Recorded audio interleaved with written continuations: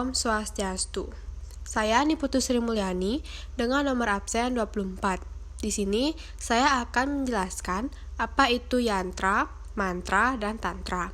Langsung saja, di sini sudah terdapat daftar isi. Yaitu yang pertama ada pendahuluan, kemudian yang kedua ada pembahasan, dan yang terakhir ada penutup. Selanjutnya, bagian pertama yang kita bahas yaitu pendahuluan. Nah, apa itu yantra, mantra, dan tantra? Pada dasarnya, yantra, mantra, dan tantra, ketiganya mewakili 3 pendekatan dasar yang tersedia bagi manusia untuk memanfaatkan kekuatan Tuhan sebagai bagian dari tugas wajib mereka. Mereka digunakan dalam 3 jalan penting yang disebutkan dalam Bhagavad Gita, yaitu jalan tindakan atau karma marga, jalan pengetahuan atau jnana marga, dan jalan pelepasan atau sanyasa marga. Nah, selanjutnya kita ke bagian yang kedua, yaitu ada pembahasan. Yang pertama yaitu yantra. Memiliki arti pengikat, menyimpulkan sebuah peralatan, instrumen mesin, dan sebuah jimat. Yantra termasuk bentuk niasa yang diwujudkan oleh manusia untuk mengkonsentrasikan baktinya ke hadapan ide Sang Yang Widiwasa. Jadi, yantra adalah segala bentuk dan wujud sarana, alat yaitu instrumen yang dipergunakan oleh seseorang dalam memuja ide Sang Yang Widiwasa. Jadi, bentuk niasa misalnya perpaduan warna, kembang, banten, gambar, pratima, arca atau patung, dan lainnya.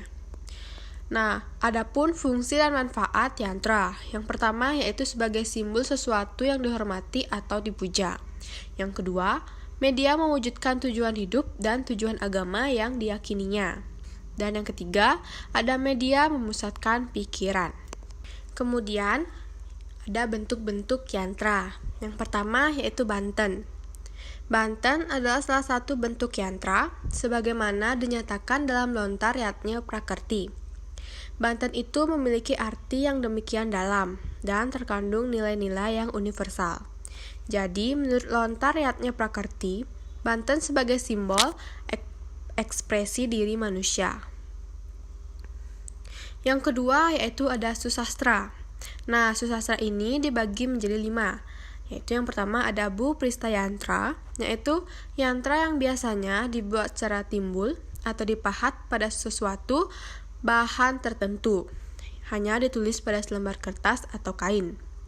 Yang kedua ada Merupristha yantra, yaitu yantra yang berbentuk seperti gunung atau piramid, di mana di bagian dasar penopangnya dibuat lebar atau besar, semakin ke atas mengecil.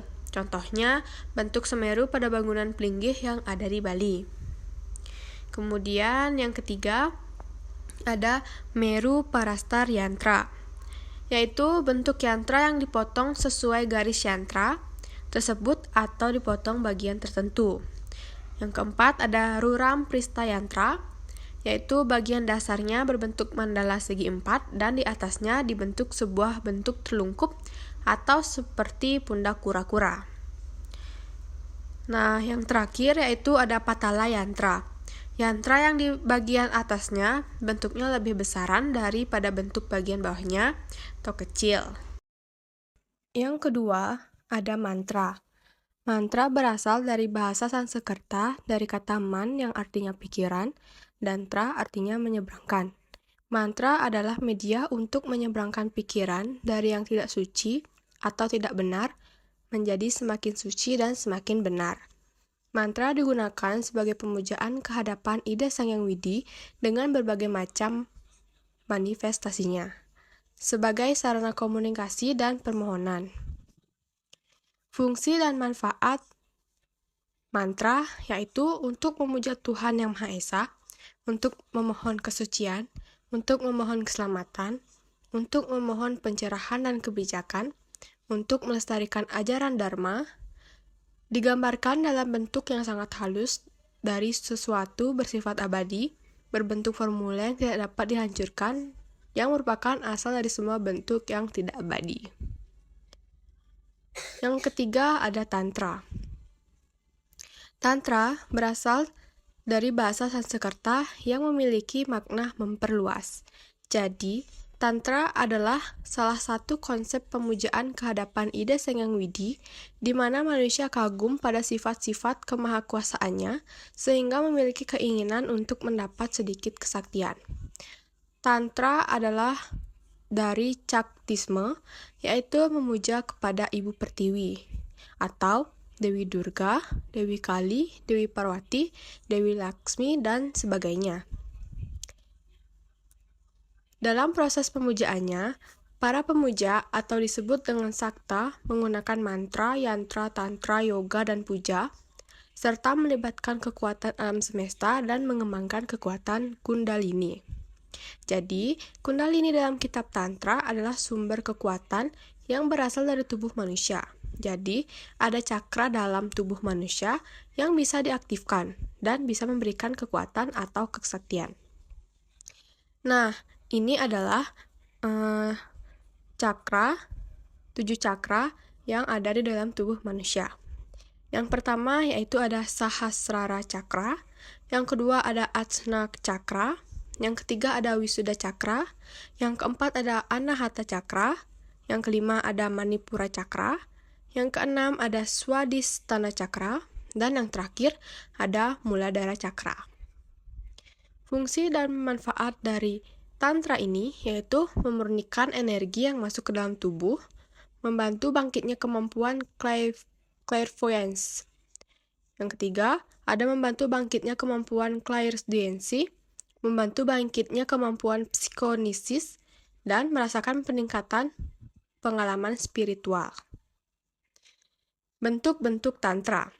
Secara umum, dapat dinyatakan bahwa yantra dan mantra adalah bentuk-bentuk ajaran Tantra yang sudah dilaksanakan oleh masyarakat pengikutnya, guna memuja kebesaran Tuhan sebagai pencipta, pemelihara, dan pelebur. Namun, demikian pelaksanaannya masih perlu disesuaikan dengan kemampuan dan keadaan pelaksanaannya, sehingga mereka dapat terhindar dari sesuatu yang tidak kita inginkan bersama. Nah, jadi kesimpulan dari yantra, mantra, dan tantra yaitu diagram geometris untuk meditasi dan pemujaan melambangkan dewa atau konsep spiritual. Mantra yaitu suara atau frasa yang diulang untuk tujuan spiritual, digunakan dalam meditasi dan ritual. Tantra yaitu sistem spiritual yang menggabungkan praktik meditasi dan ritual untuk transformasi diri, sering melibatkan yantra dan tantra. Ketiga konsep ini saling mendukung dalam pencapaian kesadaran yang lebih tinggi. Sekian dari saya tutup dengan Parama Santi. Om Santi Santi Santi Om.